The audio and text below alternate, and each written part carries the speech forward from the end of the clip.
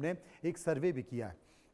सर्वे किया है और सर्वे में कई सवाल पूछे, लोगों ने उस पर जवाब दिए। पहला सवाल हमने पूछा कि क्या पेपर लीक रोकने के लिए नया संशोधन बिल सरकार का बड़ा कदम है। 26% लोगों ने कहा हां, पेपर लीक पर लगाम लगेगी इस बिल से। 38% ने कहा परीक्षा प्रणाली में भी बदलाव होगा। 32% लोगों ने कहा कानून से सख्त कार्रवाई जरूरी है। 4% लोग इस पर कुछ भी कहना नहीं चाहते। सर्वे का एक और सवाल जो हमने लोगों से पूछा, क्या 10 साल की जेल और 10 करोड़ का जुर्माना परीक्षा में धांधली रोकने के लिए कारगर साबित होगा। 28% लोगों ने क्या कहा, 28% लोगों ने कहा सख्त कानून से पेपर लीक रुकेगा।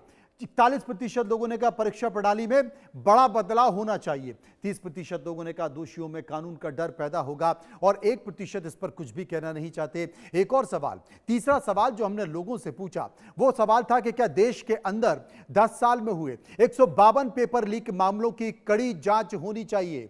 अब देखिए 31% लोगों ने क्या कहा, 31% लोग कह रहे थे हां, दोषियों पर सख्त कार्रवाई हो। 34% लोगों का कहना था कि सरकार इसे गंभीरता से ले। 34% लोगों ने कहा पूरे मामले की जांच बहुत जरूरी है और 1% इस पर कुछ भी कहना नहीं चाहते। क्या इतने दिन से, एक और सवाल, चौथा सवाल, क्या इतने दिन से चल रहे छात्र आंदोलन को सरकार ने हल्के में लिया था? आपकी राय। 45% लोगों ने क्या कहा, 45% तो कह रहे थे कि सरकार ने इस पूरे मामले को देर से सुना। 37% लोगों ने कहा देर से कार्रवाई हुई है और 17% लोगों ने कहा सरकार ने सही कदम उठाए हैं। मात्र 1% इस पर कुछ भी कहना नहीं चाहते। आखिरी सवाल जो हमने पूछा कि क्या आने वाले समय में जेन जी की सोच सरकारी कामकाज को प्रभावित कर सकती है। 36% लोगों ने कहा हां, बदलाव की ये नई सोच है, प्रभावित कर सकती है। 14% ने कहा नहीं, असर बहुत सीमित रहेगा। 48% लोगों ने कहा सरकारों पर दबाव बढ़ेगा और 2% इस पर कुछ भी कहना नहीं चाहते। धर्मेंद्र भदौरिया वरिष्ठ पत्रकार हमारे साथ मौजूद हैं, पंकज बोरा जी वरिष्ठ पत्रकार हमारे साथ मौजूद हैं। समझने की कोशिश करेंगे और जानेंगे। सबसे पहले मैं पंकज बोरा जी के पास चलूंगा। पंकज जी, इस पूरे आंदोलन को आप कैसे देखते हैं? दबाव में तो सरकार आ गई है, कार्रवाई की बात भी करती है, लेकिन धर्मेंद्र प्रधान के इस्तीफे पे अब तक कुछ नहीं। देखिए, ये सरकार को जो बातचीत का सिलसिला शुरू किया है, जब ये छात्र बैठे थे जंतर मंतर में, तभी इस मांग को लेकर ये सीरियसली लेना चाहिए था और बातचीत करनी चाहिए थी। उसके बाद बातचीत अब जो कर रहे हैं उस पे भी जो है ये जो है एक तरह से बहुत लेट रिएक्शन है। छात्र जो है वो एक तरह से सड़कों पे आ चुके हैं और उनको समझाना अब की बहुत मुश्किल है। ये जो बैंडेड टाइप जो सरकार कोशिश कर रही है इस मामले को टैकल करने की, कि इतने लोगों को बर्खास्त कर दिया, इतने लोगों को हटा दिया, नया एजुकेशन सेक्रेटरी को ले आए, तो ये जो है ये एक तरह से ये शो करता है कि सरकार इस चीज का को एडमिट कर रही है कि उन्होंने उनके उधर से गलतियां हुई हैं और सरकार ये इस चीज में सक्षम नहीं हुई कि इम्तिहान ठीक से करवा पाए। तो इसी के चलते जो है जो मांग है धर्मेंद्र प्रधान के इस्तीफे की, वो तभी सामने आ रही है। तो उस पे अड़ गई है सरकार की, उनका इस्तीफा नहीं होगा। अब ये सरकार का क्या कारण है इस बात पे अड़ने का, और ये छात्र भी अड़ गए हैं कि इस्तीफा तो लेके रहेंगे। ऊपर से पॉलिटिकल पार्टीज भी आ चुकी हैं और पॉलिटिकल पार्टीज में कांग्रेस ने जो शुरू से ही नीट का ये मुद्दा उठाया था, तो राहुल गांधी इस मुद्दे को की ओनरशिप को किसी और को लेने नहीं दे रहे और जो है कि वो बिल्कुल आगे चल रहे हैं। तो एक बहुत तनाव की स्थिति बनी हुई है और एक बहुत कन्फ्रंटेशनिस्ट एटीट्यूड बना हुआ है। ऊपर से दिल्ली पुलिस ने जिस तरह से छात्रों को पीटा, उसके ऊपर जो है बीजेपी के अंदर से भी रिएक्शंस आए हैं। Doctor Murli Manohar Joshi farmer HRD minister और बीजेपी के को फाउंडर रहे हैं, वो मतलब कि नॉर्मली कभी बोलते नहीं है। उन्होंने भी कहा है कि अगर विकसित भारत की तरफ चलना है तो छात्रों को साथ लेकर चलना पड़ेगा। उनके साथ इस तरह की बदसलूकी और इस तरह से उनको पिटता हुआ देखकर उन्हें बिल्कुल अच्छा नहीं लगा और जो है कि सरकार को उनकी बात सुननी चाहिए। कि आरएसएस के भी कुछ लोग जो है वो कह रहे हैं कि ये बीजेपी जो मीडिया सेल है और जो बीजेपी का जो सोशल मीडिया के ऊपर था, वो हमेशा नैरेटिव क्रिएट करते थे, उसमें इस बार फेल हो गए हैं और जो है कि छात्र छाए हुए हैं और जिससे बीजेपी की छवि को नुकसान पड़ रहा है और पूरे देश में इसका जो खमियाजा कहीं ना कहीं पार्टी को भरना पड़ेगा। जी ऐसा जी धर्मेंद्र भदौरिया इस वक्त मेरे साथ मौजूद है। धर्मेंद्र से मैं पूछने की कोशिश करूंगा।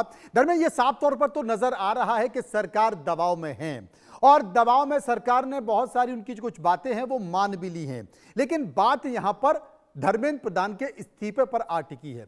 विपक्ष भी यही कह रहा है कि भाई इस्तीफे से कम में तो बात होगी नहीं।